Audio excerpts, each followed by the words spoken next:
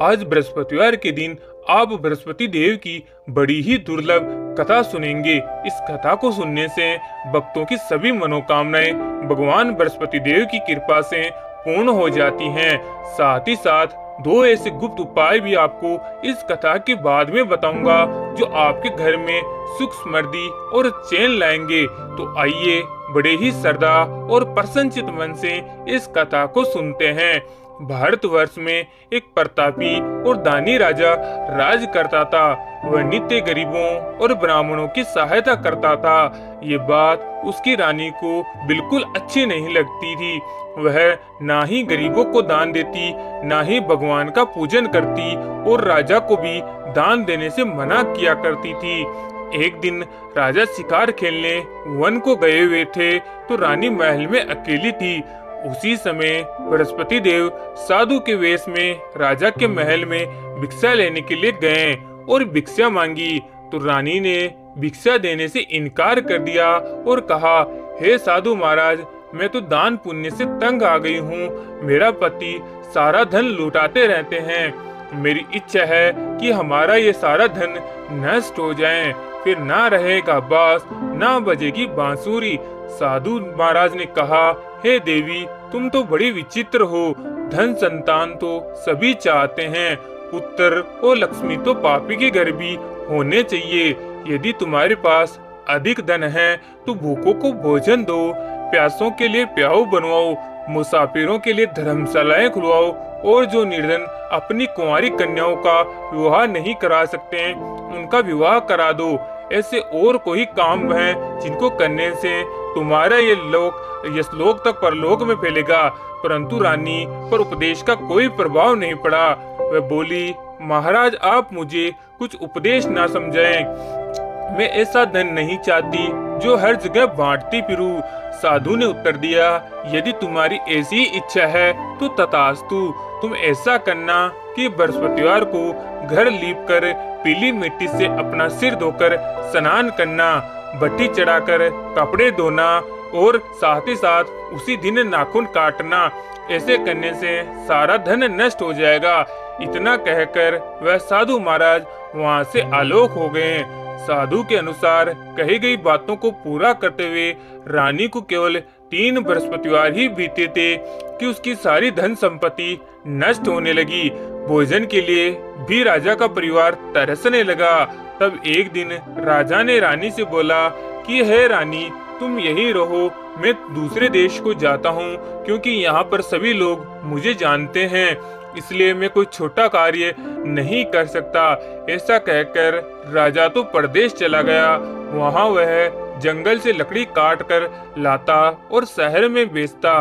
इस तरह वह अपना जीवन व्यतीत करने लगा। दोस्तों, साथ साथ में अब हामी भी भरते रहिए क्योंकि आपकी कथा तभी पूरी मानी जाती है जब आप हाँ भरते रहोगे। उधर राजा के परदेश जाते ही रानी और दासी दुखी रहने लगे। एक बार जब रानी और दासी को 7 दिनों तक बिना भोजन के रहने पड़ा तो रानी ने अपनी दासी से कहा, हे दासी, पास के ही नगर में मेरी बहन रहती है, वह बड़ी धनवान है, तू उसके पास जा और कुछ लेकर आ ताकि थोड़ा बहुत गुजर बसर हो सके। रानी दासी की बहन के पास गई और उसी दिन गुरुवार था और रानी की बहन उस समय बृहस्पतिवार व्रत की कथा सुन रही थी। दासी ने रानी की बहन को अपनी रानी का संदेश दिया, लेकिन रानी की बड़ी बहन ने उस समय कोई उत्तर नहीं दिया। जब दासी को रानी की बहन ने कोई उत्तर नहीं दिया तो वह बहुत दुखी हुई और उसे क्रोध भी आया। दासी ने वापस आकर रानी को सारी बात बता दी। सुनकर रानी ने अपने भाग्य को कोसा।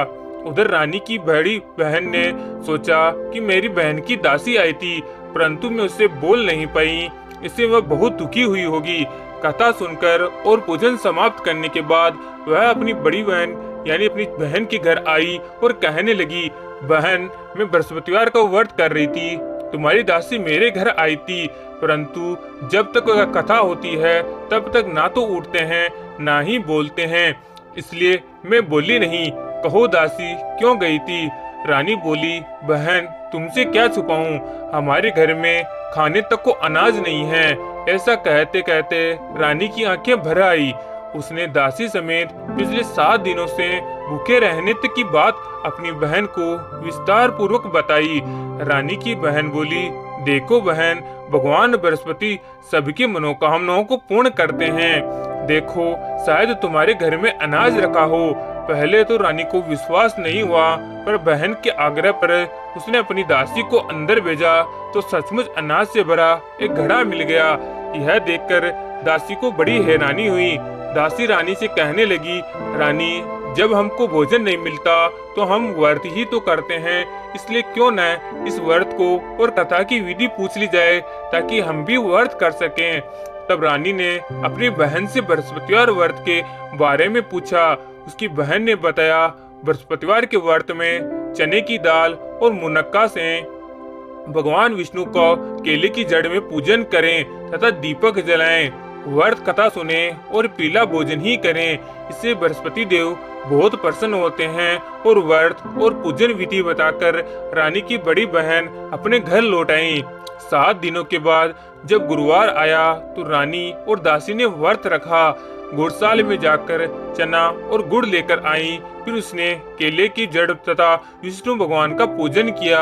अब पीला भोजन कहाँ से आए, इस बात को लेकर दोनों बहुत दुखी थे, क्योंकि उन्होंने व्रत में तो रखा था, इसलिए बृहस्पति देव उनसे प्रसन्न थे।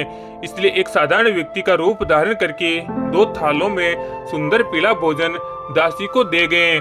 भोजन पाकर दासी बहुत प्रसन्न हुई और फिर रानी के साथ मिलकर भोजन ग्रहण किया। उसके बाद वह सभी गुरुवार को व्रत और पूजन करने लगी। बृहस्पति भगवान की कृपा से उनके पास फिर से धन और संपत्ति आ गई, परंतु रानी फिर से पहले की तरह आलस्य करने लगी। जब दासी बोली, देखो रानी, तुम पहले भी इसी प्रकार की आलस्य करती थी, तुमने धन रखने में कष्ट होता था, इसी कारण सभी धन नष्ट हो गया।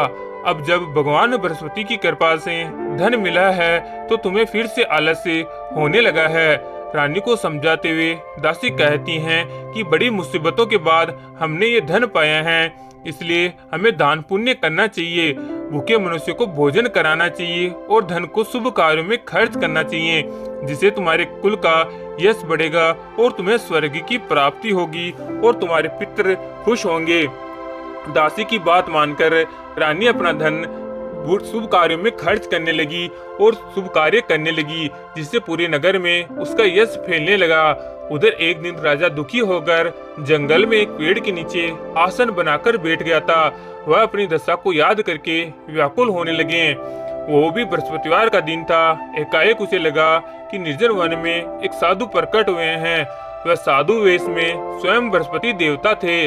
लकड़हारे के सामने आकर बोले, हे लकड़हारे, इस सुनसान जंगल में तुम इतनी चिंतामग्न क्यों हो? लकड़हारे ने दोनों हाथ जोड़कर प्रणाम किया और उत्तर दिया, महात्मा जी, आप सब कुछ जानते हो, मैं क्या कहूँ? यह कहकर वह रोने लगा और साधु को अपनी आत्मकथा सुनाई।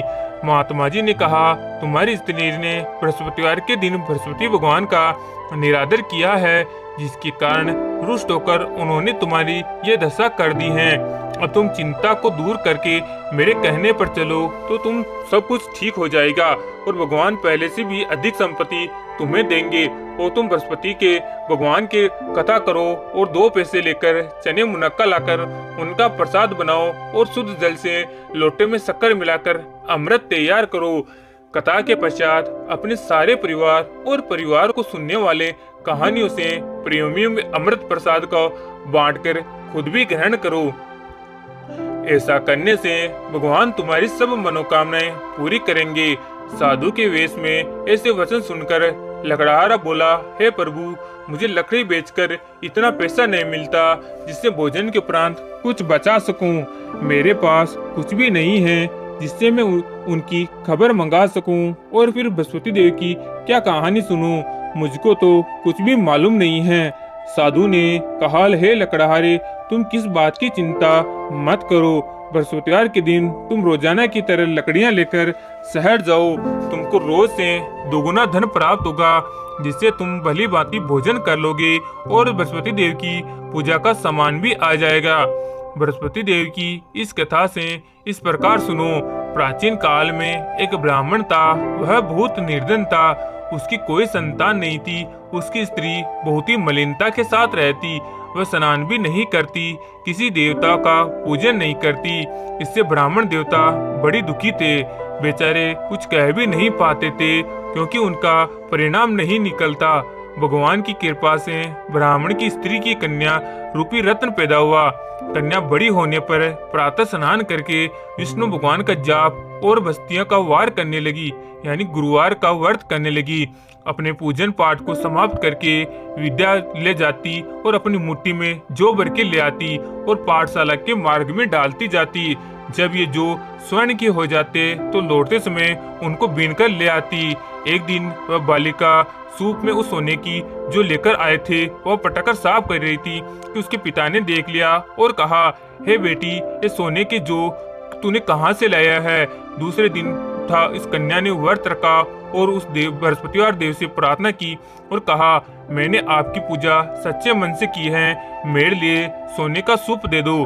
बृहस्पति देव ने उसकी प्रार्थना स्वीकार कर ली और रोजाना की तरह कन्या जो फैलाते हुए जाने लगी। और जब लौटकर आ रही थी और जो बिन रही थी तो बृहस्पति देव की कृपा से सोने का सूप मिला। उससे वह घर लेकर आई, उसमें जो साफ करने लगी, परंतु उसकी माँ का वही ढंग रहा। एक दिन की बात है, वह कन्या सोने के सूप में जो साफ कर रही थी, उस समय उस शहर का राजपुत्र वहां से होकर निकला। इस कन्या के रूप को और कार्य को देखकर वह मोहित हो गया और अपने घर जाकर भोजन और जल त्याग कर उदास होकर लेट गया। राजा को इस बात का पता लगा तो अपने प्रधानमंत्री के साथ उसके घर गए और बोले, बेटा, तुम्हें किस बात का कष्ट है? किसी ने तुम्हारा अपमान किया है अथवा कोई और कारण है? कहो, मैं वही कार्य करूंगा जिससे तुम प्रसन्न हो जाओगे। अपने पिता की राजकुमार ने बातें सुनी और वह बोला, आपकी कृपा से मुझे किसी बात का दुख नहीं है, किसी ने मेरा अपमान भी नहीं किया, परंतु मैं उस लड़की से विवाह करना चाहता हूँ जो सोने के सुख में है और जो साफ कर रही है। यह सुनकर राजा आश्चर्य में पड़ गया और बोला, हे बेटा, इस तरह की कन्या का पता तुम ही बताओ, मैं तुम्हारा उसके साथ विवाह करवा दूंगा। राजकुमार ने उस लड़की के घर का पता बताया। तब मंत्री उस लड़की के घर गए और ब्राह्मण देवता को सभी का हाल बताया। ब्राह्मण देवता राजकुमार के साथ अपनी कन्या का विवाह करने के लिए तैयार हो गए तथा विधि विधान के अनुसार ब्राह्मण की कन्या का विवाह राजकुमार के साथ हो गया। कन्या के घर से जाते ही पहले की भांति उस ब्राह्मण देवता के घर में गरीबी का निवास हो गया। अब भोजन के लिए भी अन्न बड़ी मुश्किल से मिलता था। एक दिन दुखी होकर ब्राह्मण देवता अपनी पुत्री के पास गए। बेटी ने पिता की दुखी अवस्था को देखकर अपनी माँ का हाल पूछा। तब ब्राह्मण ने सभी हाल कह सुनाया। कन्या ने बहुत सा धन देकर अपने पिता को विदा कर दिया। इस तरह ब्राह्मण का कुछ समय अच्छा व्यतीत हुआ। कुछ दिन के बाद फिर वही हाल हो गया। ब्राह्मण फिर अपनी कन्या के यहाँ गया तो सारा हाल कह सुनाया। लड़की बोली, हे पिताजी, अब माताजी को आप यहाँ ले आओ, मैं उन्हें विधि बता दूंगी जिससे उनकी गरीबी दूर हो जाएगी।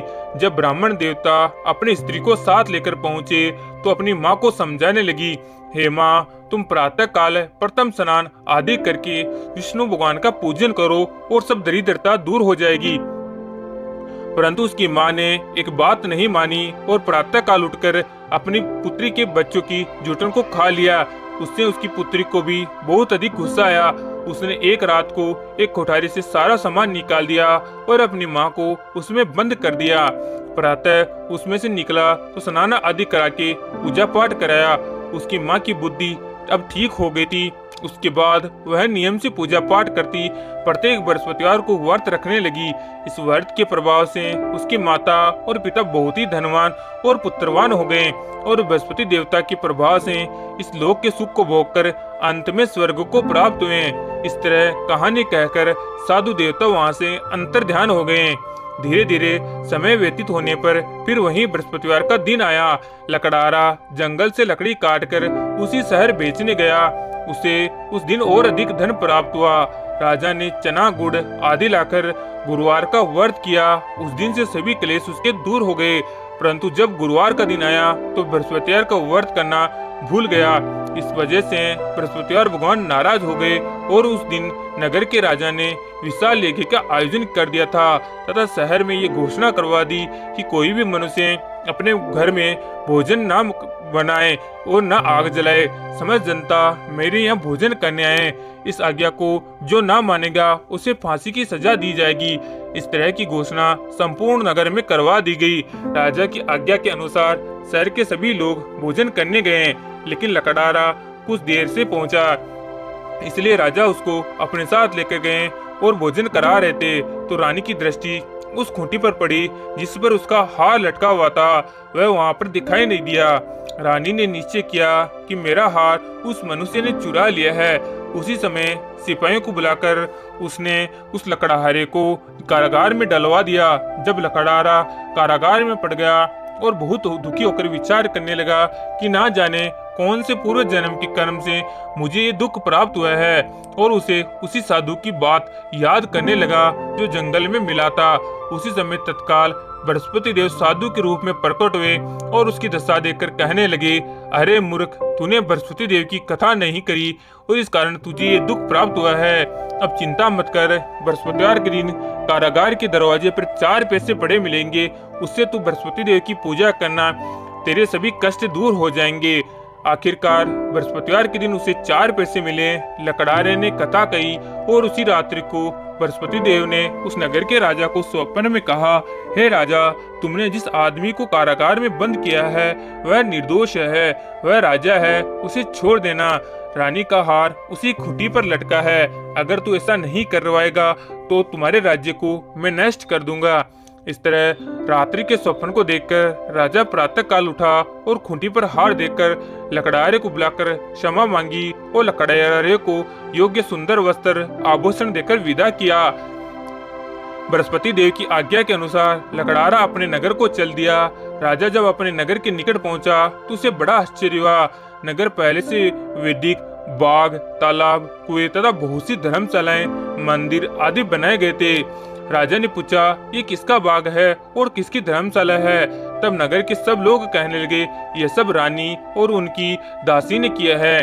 तो राजा को आश्चर्य हुआ और गुस्सा भी आया। तब रानी ने यह खबर सुनी कि राजा आ रहे हैं तो उन्होंने दासी से कहा, दासी, देख राजा हमको कितनी बुरी हालत में छोड़ के गए थे, हमारी ऐसी हालत देखकर वह लौट न जाएं, इसलिए तू दरवाजे पर खड़ी हो जा। आज्ञा के अनुसार दासी दरवाजे पर खड़ी हो गई। राजा आए तो उन्हें अपने साथ लेकर आई। तब राजा ने क्रोध करके रानी से पूछा, ये धन तुम्हें कैसे प्राप्त हुआ? तब उन्होंने कहा, हमें यह सब धन बृहस्पति देव के इस व्रत के प्रभाव से प्राप्त हुआ है। राजा ने निश्चय किया कि 7 रोज बाद जो सभी बृहस्पति देव का पूजन करेंगे, परंतु मैं दिन प्रतिदिन इस 3 बार कहानी और रोज व्रत किया करूंगा। अब हर समय राजा के दुपट्टे में चने की दाल बंधी रहती और दिन में 3 बार वह कहानी कहते। एक रोज राजा ने विचार किया कि चलो अपनी बहन की यहाँ हो आवे। इस तरह निश्चय करके राजा घोड़े पर सवार होकर अपनी बहन को यहाँ चलने लगा। मार्ग में उसने देखा कि कुछ आदमी एक मुर्दे को लेकर जा रहे हैं। उन्हें रोककर राजा कहने लगा, अरे भाइयों, मेरी बृहस्पति देव की कथा सुन लो। वे बोले, लो, हमारा तो आदमी मर गया और उसको अपनी कथा सुनाने की पड़ी है।